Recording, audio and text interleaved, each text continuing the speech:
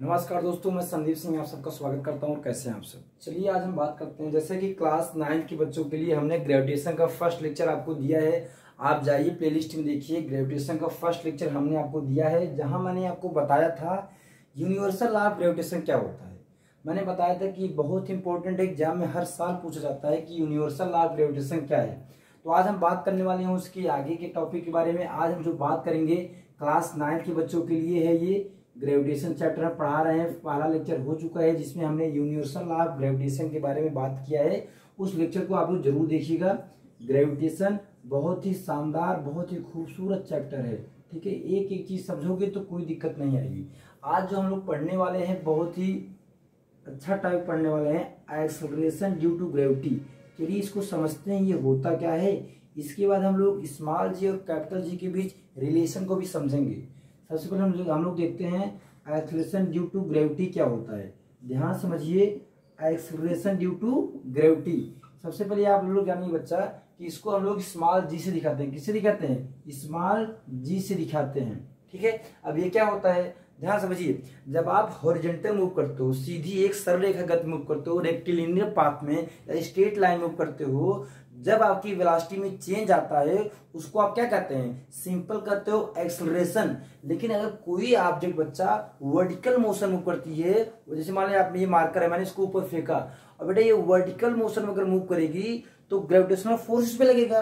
तो gravitational force की वजह से जो इसमें एक्सेलरेशन प्रोड्यूस होगा उसी को हम लोग क्या कहते हैं? Acceleration due to gravity. तो आप लोग क्या लिखेंगे? द एक्सेलरेशन, ध्यान समझिए इस चीजों को, the acceleration produced in any object, produced in any object, किसी भी ऑब्जेक्ट में एक्सेलरेशन प्रोड्यूस होता है किसकी वजह से? Due to gravitational force of अर्थ।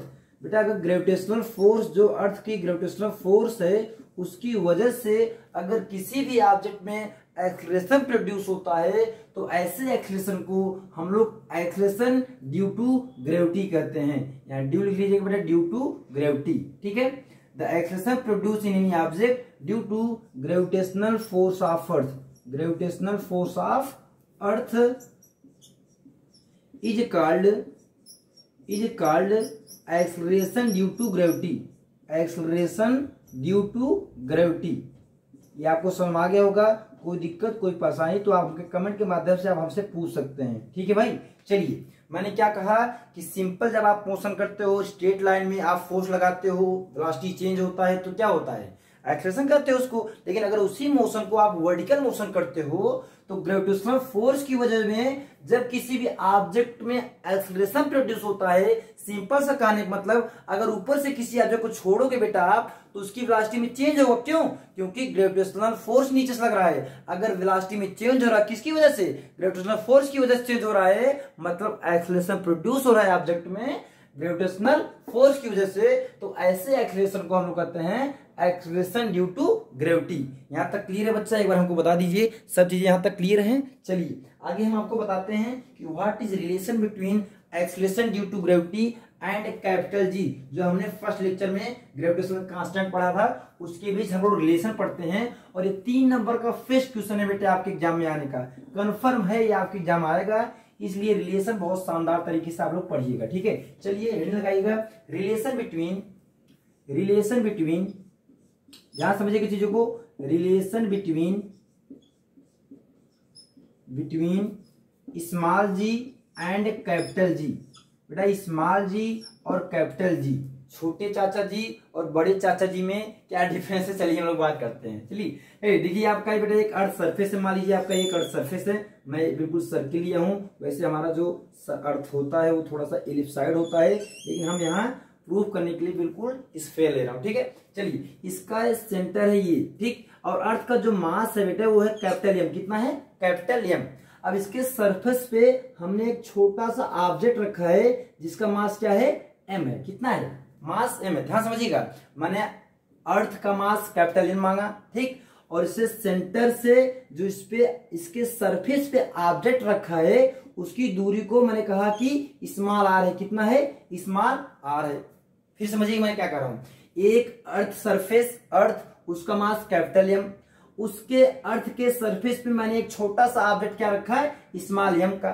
अब मैं कह रहा हूं कि इसके सेंटर से उस ऑब्जेक्ट के सेंटर की जो दूरी है क्या है, कैपिटल स्मॉल r है। अच्छा आप बताइए, अगर कोई दो ऑब्जेक्ट है, कैपिटल M है, दूसरी स्मॉल m है, उसके बीच की डिस्टेंस r है, तो फर्स्ट लेक्चर को याद करो, क्या पढ़े थे सर, यूनिवर्सल ऑफ ग्रेविटेशन से हमने पढ़ा था, क्या पढ़ा था, ध्यान समझिए भाई।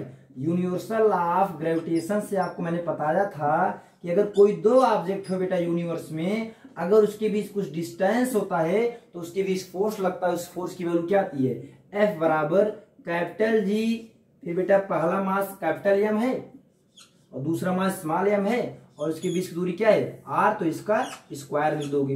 यहाँ तक दिख रहा है बेटा आप लोग के, बाद जल्दी से बताइए हमको, यहाँ दिख रहा है यहाँ तक आप लोग को, चलिए बहुत सुंदर।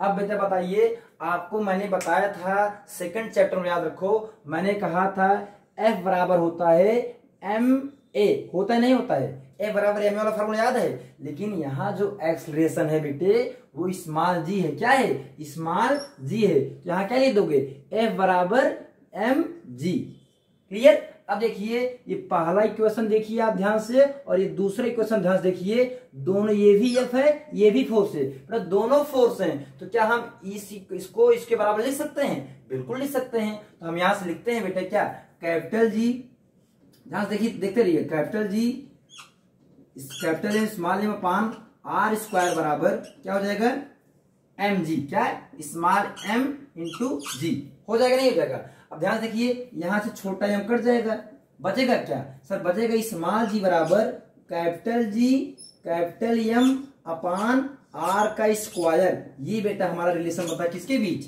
ग्रेविटेशनल कांस्टेंट कैपिटल G के बीच और small g acceleration due to gravity के बीच। एक बार बता दीजिए, सब चीज क्लियर है, कोई दिक्कत तो नहीं। चलिए ये आपको समझ में आ गया होगा, हमने क्या बताया कि स्मॉल g कैपिटल G में क्या रिलेशन है और एक्सेलरेशन ड्यू टू ग्रेविटी क्या होता है। याद रखिएगा बेटा, जो एक्सेलरेशन ड्यू टू ग्रेविटी होता है वह बेटे ऑब्जेक्ट के मास पे डिपेंड नहीं करता, हमेशा याद रखने का। जैसे मान लीजिए ये आपका क्या है, ठीक है, ध्यान समझिए भाई, मैं कुछ आपको एग्जांपल दिखाता हूं, एक एग्जांपल दिखाता हूं, इससे रुक जाइए आप लोग, थोड़ा सा रुक जाइए, थोड़ा सा। ये हम लेकर आते हैं, मैं स्प्रे लेकर आता हूं, ये देखिए स्प्रे, चलिए मैं आपको दिखाई देता हूं। ये बेटा इसका कुछ मास होगा मार्कर का, और इस स्प्रे का डिब्बे का कुछ मास होगा, ठीक है।